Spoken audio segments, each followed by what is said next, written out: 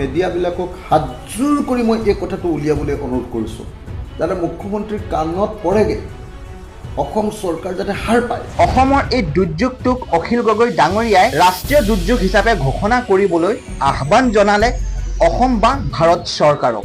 আপোনালোকে শুনকচোন, এই ভিডিঅ'টোত অখিল গগৈ ডাঙৰীয়াই মন্তব্য কৰিলে, বহুকেইটা তেনেধৰণৰ গুৰুত্বপূৰ্ণ মন্তব্য আগবঢ়ালে। কাৰোবাৰ ফাইনেন্স আছে, কাৰোবাৰ কিস্তি আছে, কাৰোবাৰ ইঞ্চুৰেঞ্চ আছে, সেইসমূহক লৈ তেখেতে কি এনেধৰণৰ গুৰুত্বপূৰ্ণ কিছুমান মন্তব্য আগবঢ়ালে। আমি ভিডিঅ'টোত শুনো যে অখিল গগৈ ডাঙৰীয়াই এই দুৰ্যোগটো ভাৰতৰ ৰাষ্ট্ৰীয় দুৰ্যোগ হিচাপে ঘোষণা কৰাৰ মন্তব্য আগবঢ়ালে অসম বা ভাৰত চৰকাৰক। তো আহক আমি শুনো অখিল গগৈ ডাঙৰীয়াৰ এই মন্তব্য। মই আপোনালোকক বাৰম্বাৰ এইটো কথা ক'ব খুজিছোঁ, বাৰম্বাৰ এটাই কথা। মোৰ আপোনালোকে দেখিছে যোৱা 3 দিনৰ পৰা মই অকল এটাই কথা কৈ আছোঁ, আৰু মই আপোনালোকৰ মিডিয়াবিলাকক হাতজোৰ কৰি মই এই কথাটো উলিয়াবলৈ অনুৰোধ কৰিছোঁ যাতে মুখ্যমন্ত্ৰীৰ কাণত পৰেগৈ অসম চৰকাৰ যাতে হাৰ পায়।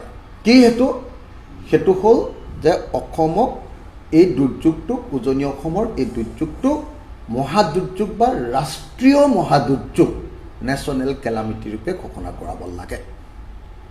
অসমৰ মুখ্যমন্ত্ৰী দিল্লীত বহিব লাগে, প্ৰধানমন্ত্ৰী আৰু গৃহমন্ত্ৰীৰ লগত কথা পাতি ইয়াক ৰাষ্ট্ৰীয় দুৰ্যোগ ৰূপে ঘোষণা কৰাব পাৰিলেহে অসমীয়া মানুহৰ প্ৰতি ন্যায় কৰিব পৰাটো সম্ভৱপৰ হ'ব। নহ'লে অসম চৰকাৰে কেতিয়াও নোৱাৰে ক্ষতিপূৰণ দিব। মই আকৌ এবাৰ কৈছোঁ, অসমৰ মুখ্যমন্ত্ৰীয়ে চেণ্ট্ৰেল গভৰ্ণমেণ্টৰ জৰিয়তে ইঞ্চুৰেঞ্চ কোম্পানীবিলাকক কওক যে যাৰ যাৰ ইঞ্চুৰেঞ্চ আছিলে ভালকৈ যাতে ক্ষতিপূৰণটো দিয়ে।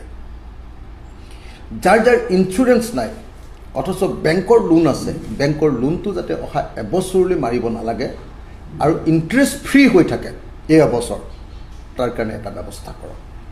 যাৰ যাৰ ফাইনেন্স কোম্পানীৰ পৰা লোন আছে, কাৰোবাৰ মটৰচাইকেলৰ EMI, কাৰোবাৰ গাড়ীৰ EMI, কাৰোবাৰ ঘৰৰ EMI, এই যিবিলাক EMI থাকে এইবিলাক অন্ততঃ এবছৰৰ কাৰণে ৰেহাই দিয়ক, আৰু তাৰ কাৰণে যাতে কোনোপধ্যে ইণ্টাৰেষ্ট নালাগে। এই ব্যৱস্থাটো যদি চৰকাৰে নকৰে আৰু প্ৰতিটো পৰিয়ালক যদি অন্ততঃ পক্ষে 10 লাখ টকাকৈ পৰিয়ালবিলাকক আকৌ ঘৰকেইটা বনাবৰ কাৰণে আৰু ঘৰকেইটাৰ ভিতৰকেইখন ৰক্ষা কৰিবৰ কাৰণে যদি 10 লাখ টকাকৈ মিনিমাম নিদিয়ে, তাতকেতো কিছুমানৰ 1 কোটি 2 কোটি টকা ক্ষতি হৈছে, অন্ততঃ 10 লাখ টকাকৈ প্ৰত্যেকটো পৰিয়াল, আৰু যাৰ যাৰ বেছি ক্ষতি হৈছে তেওঁলোকক অধিক পৰিমাণৰ ক্ষতিপূৰণ, উচিত পৰিমাণৰ ক্ষতিপূৰণ, এইটোৰ ব্যৱস্থা গ্ৰহণ কৰিবৰ কাৰণে মই অসমৰ মুখ্যমন্ত্ৰীক অনুৰোধ জনাইছোঁ।